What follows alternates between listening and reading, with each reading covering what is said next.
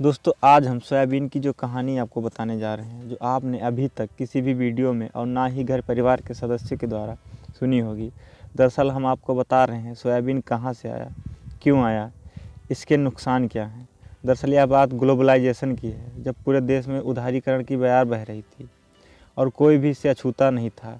हर किसी के जीवन पर प्रत्यक्ष और अप्रत्यक्ष परोक्ष रूप से प्रभाव पड़ना लाजमी था। इसी दौर में हॉलैंड के साथ एक समझौता किया गया, जिसमें कहा गया कि वहाँ के सूअरों के गोबर का 1 करोड़ टन गोबर भारत में लाया जाएगा और उसे यहीं डंप किया जाएगा। जब इस बारे में सरकार से पूछा गया कि ये समझौता आखिर क्यों किया गया, तो उनका तर्क था कि हॉलैंड के सूअरों का गोबर क्वालिटी में बहुत अच्छा होता है। फिर पूछा गया कि क्वालिटी में कैसे बढ़िया है, तो उनका जवाब था कि हॉलैंड के सूअर सोयाबीन खाते हैं इसलिए बढ़िया है। हम आपको बताते हैं कि जिस तरह भारत के लोग गाय पालते हैं, ऐसे ही हॉलैंड के लोग सूअर पालते हैं। वहाँ बड़े रैंच होते हैं जिनमें सूअरों को पाला जाता है। फिर पूछा ये सोयाबीन जाता कहाँ से है, तो पता चला कि भारत से ही जाता है। हिंदुस्तान के लोग तब तक सोयाबीन का नाम तक नहीं जानते थे। दरअसल मध्य प्रदेश में ही हॉलैंड से सोयाबीन के बीज आए थे और मध्य प्रदेश की सरकार ने उनका वितरण करवाया था। तब से सोयाबीन की खेती वहाँ से शुरू हो गई। पूरी दुनिया के वैज्ञानिक कहते हैं कि अगर किसी खेत में 10 साल तक सोयाबीन उगाओ तो 11वें साल वहाँ कुछ पैदा नहीं होता है। हॉलैंड के सूअरों को सोयाबीन खिलाने के लिए मध्य प्रदेश से पहले सोयाबीन की खेती करवाकर सैकड़ों एकड़ ज़मीन बंजर कर दी गई। अब कहानी के दूसरे मोड़ पर आते हैं। दोस्तों आपके घर में दादा दादी हो, नाना नानी हो या बुज़ुर्ग हो, उनसे आप पूछें कि क्या उन्होंने कभी बचपन में सोयाबीन खाया था, आपने घर में कभी सोयाबीन बनाया था, तो उनका जवाब 100% नहीं होगा। कारण ये है कि भारत में सोयाबीन की खेती लगभग 30 से 35 साल पहले ही शुरू हुई, जिसका बीज विदेशों से मंगवाया गया। इसका एक सबसे बड़ा कारण यही था कि बाहर के देशों को सोयाबीन अपने यहाँ पैदा कर अपनी ज़मीन थोड़े ही ख़राब करनी थी।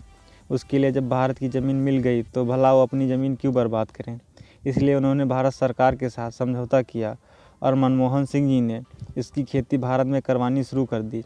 सोयाबीन में जो फैट है वो इतना भारी और ख़तरनाक है कि एक बार अगर शरीर के अंदर वो जमा हो जाता है तो पेट से संबंधित इतनी बीमारियां पैदा कर देता है जिसका आपको अंदाज़ा तक नहीं होगा।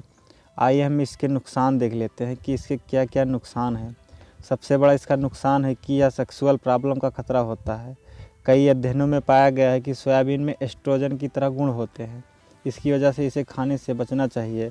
हेल्थ स्टडी बताती है कि सोयाबीन खाने से पुरुषों में सेक्सुअल समस्या हो सकती है। इससे उनके हार्मोन, लिपिडो पावर, स्पर्म की संख्या और प्रजनन की क्षमता के स्तर पर प्रभाव पड़ सकता है। दूसरा, पेट की प्रॉब्लम को बढ़ावा देता है।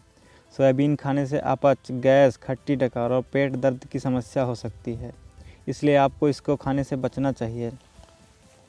इसे कौन लोग नहीं खाएं, वो पुरुष सोयाबीन और इसके बने प्रोडक्ट रोज़ाना खाने से बच्चे जो फैमिली प्लानिंग करने की योजना बना रहे हैं।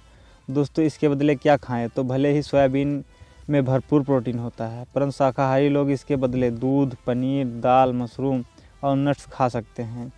इनमें काफ़ी मात्रा में प्रोटीन होता है। तो दोस्तों आज से ही आप कोशिश करें कि सोयाबीन को ना खाएं, क्योंकि यह नुकसान पहुंचाता है।